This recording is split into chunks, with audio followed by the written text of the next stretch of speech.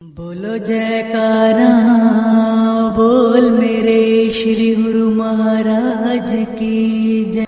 गुरुमुखो महापुरुष जीव को सत्संगति ग्रहण करने के लिए सचेत करते हुए यह कथन करते हैं।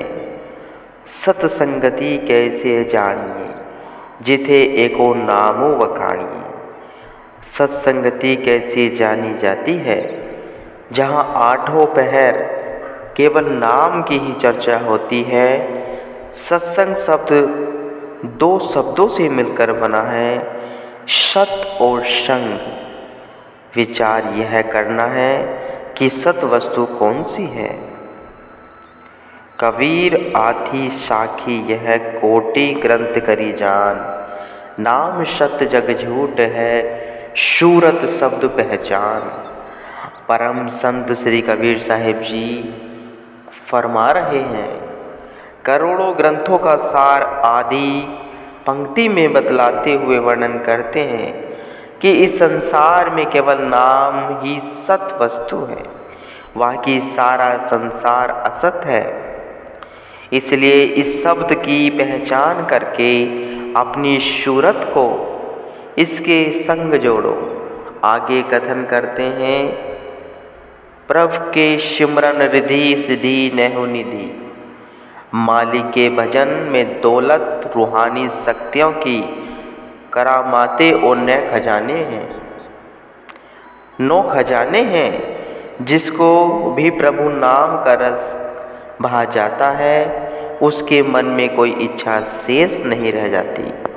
उसकी आवश्यकताओं की पूर्ति कुदरत स्वयं करती है। ऐसे सत्पुरुषों के प्रत्येक वचन में अथाह शक्ति समाई होती है। जो जीव इन वचनों पर अमल करता है उसकी बुद्धि वह काया पलट जाती है। वह साधारण मनुष्य से देवता तुल्य बन जाता है। बलिहारी गुरु आपड़े देहु हाड़ी सदवार। जीनी मानस ते देते किए करत न लागी बार। अर्थात मैं प्रतिदिन अपने सद्गुरु पर सैकड़ों बार कुर्बान जाता हूँ, जिन्होंने बिना कोई विलंब किए मुझे मनुष्य से फरिश्ता बना दिया है। सत्पुरुषों के प्रत्येक वचन को पूर्ण करने के लिए प्रकृति की समस्त शक्तियाँ एकजुट हो जाती हैं और अपने अनथक प्रयास से वे उसे पूर्ण करने में सहायक सिद्ध होती हैं। यह प्रकृति का नियम है कि प्रत्येक वस्तु अपनी अंशी की ओर से आकृष्ट होती है। जलती हुई मोमबत्ती का मुंह नीचे की ओर करने पर भी उसकी लो ऊपर की ओर ही रहती है, क्योंकि अग्नि सूर्य का अंश है। पानी सदा नीचे की ओर बहता है, क्योंकि वह सागर का अंश है। इसी प्रकार दुनिया के सकल पदार्थ स्वतः ही पूर्ण महापुरुषों के चरणों में निवास पाने को आतुर होते हैं, क्योंकि संसार की समस्त रचना का आधार नाम है। सूर्य की ओर मुख करके चलने वाले व्यक्ति की परछाई उसके पीछे पीछे चलती है। इसी प्रकार प्रतिपल नाम का सुमरण करने वाले के पीछे माया का सब सामान स्वतः ही पीछे पीछे भागते हैं, जबकि उसे इनकी कोई इच्छा नहीं होती और वह आठों याम नाम की मस्ती में ही लीन रहने का इच्छुक होता है। इसके विपरीत संसारी लोग इन मायावी सामानों को एकत्रित करने के लिए दिन रात पुरुषार्थ करते हैं, तो भी यह माया उनकी नहीं बनती और पग पग पर उन्हें धोखा देकर दुखी वह परेशान करती है। महापुरुष अपनी वाणी में फरमाते हैं, चारी पथारत जे को मांगे 7 जना की सेवा लांगे। जो कोई 4 विषय दाते पाने का इच्छुक है तो उसे संत महापुरुषों की सेवा करना उचित है। संत सहजोबाई जी भी अपनी वाणी में वर्णन करती हैं, साध संग तीरथ वड़ो, तय में नीर विचार, सहजो न्याय पाइये मुक्ति पथारथ चार। संत महापुरुषों की संगति सबसे बड़ा तीर्थ है, क्योंकि इसमें भक्ति भाव के विचारों की अथाह जल राशि भरी है, जिसमें मंजन करने से जीव सब बंधनों से मुक्त रूप होकर समस्त संपदाओं का धनी बन जाता है। सब दर्द दूर होते हैं आज संतों के चरणार में, मिले निजतात रोगों से उनके ही आशीर्वाद से। भरता है पेट भूखों का उनकी मेहर निगाह से, गूंगा करे बातें ज्ञान के उनके ही प्रताप से। संत शरण में आने से कटे सकल अपराध, कलह कल्पना सब मिट जाए खुशी का राज। सत्पुरुषों ने भी अपनी अपनी वाणी में सत्संग की महिमा का बयान किया है। सत्संग में आकर जीव को सत्य व असत्य को परखने की विवेक शक्ति मिलती है। जो नियम से सत्संग में जाते हैं वे हर प्रकार के धोखे से बचकर मनुष्य जन्म का पूरा लाभ उठा लेते हैं।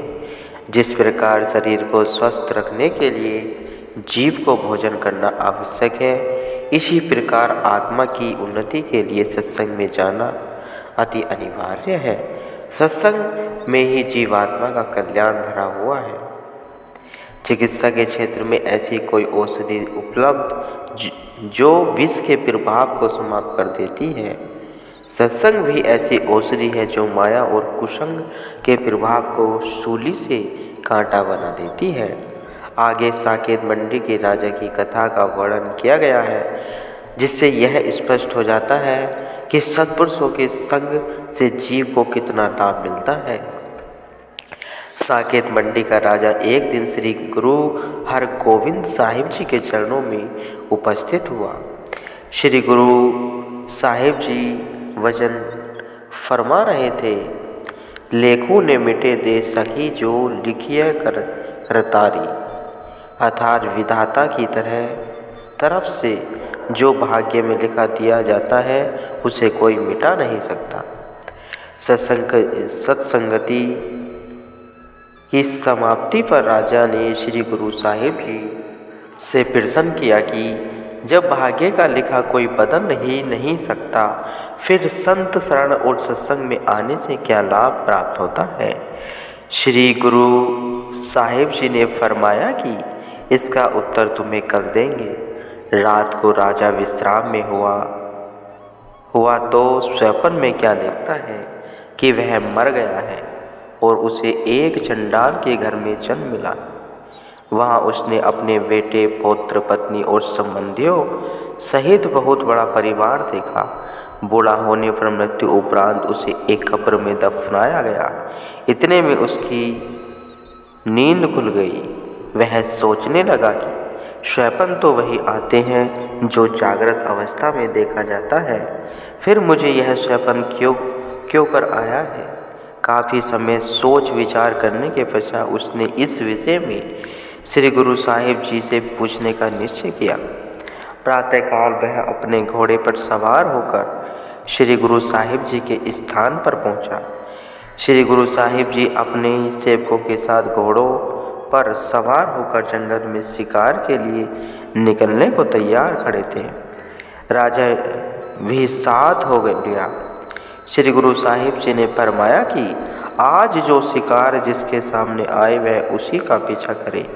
हुक्म पाकर सब रवाना हो लिए। संयोग से राजा के आगे एक हिरण निकला। राजा ने अपना घोड़ा उसके पीछे लगा दिया। पीछा करते करते राजा वहाँ से बहुत दूर जा निकला। सभी साथियों से बिछुड़कर वह अकेला ही जंगल में भटकने लगा। तभी उसे जंगल में कुछ झोपड़ियाँ दिखाई दी, जो हूबहू वैसी ही थी जो उसे स्वप्न में दृष्टिगोचर हुई थी। हैरान परेशान सा अभी वह उस दृश्य को देख ही रहा था कि झोपड़ियों से औरतें वह बाल बच्चे निकल आए और घोड़े पर बैठे हुए राजा को घेर कर खड़े हो गए। वे सब उसे देखकर खुशी में नाचते हुए कहने लगे, बाबा आ गया है, बाबा लौट आया। हमने समझा कि बाबा मर गया है, लेकिन शुक्र है भगवान का जिसने बाबा को पुनः जीवित कर दिया। राजा उन सब में से आने वाले दुर्गंध से परेशान था और सैफन वाली वही शक्लें देखकर हैरान भी था। इतने में गुरु साहिब जी वहाँ आ पहुँचे और उन सब को संबोधित करते हुए कहने लगे कि आप सब ने राजा को क्यों घेर रखा है। चंडालों का वह परिवार अपने अपने नाम बताकर कहने लगा कि कल हम इसे मरा हुआ जानकर दफनाकर आए थे, परंतु मालिक की कृपा से यह पुनः जीवित होकर हमारे पास आ गया है। यह हमारा ही बाबा है और हम इसे अपने साथ ले जाने के लिए आए हैं। यह घोड़े से नीचे नहीं उतर रहा। गुरु साहिब जी ने कहा कि यह हमारे साथ शिकार पर निकला था और यह साकेत मंडी का राजा है। लेकिन वे गुरु साहिब जी की बात को अनसुना करके बोले कि जो इतने वर्ष तक हमारे साथ रहा, क्या हम उसे नहीं पहचानते? भला पराए इंसान को भी कोई अपना कहता है। गुरु साहिब जी ने कहा कि प्राय प्रकृति में एक शक्ल के दो लोग भी होते हैं। आप ऐसा करो कि जहाँ आपने अपना बाबा को दफनाया था वहाँ थोड़ा खोद कर देखो कि उसका मृत शरीर वहाँ पड़ा है या नहीं।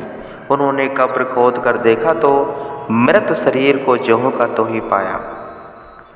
उन्होंने राजा को छोड़ दिया।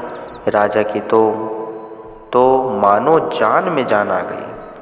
राजा ने गुरु साहिब जी को स्वैपन वाली सारी बातें बताई।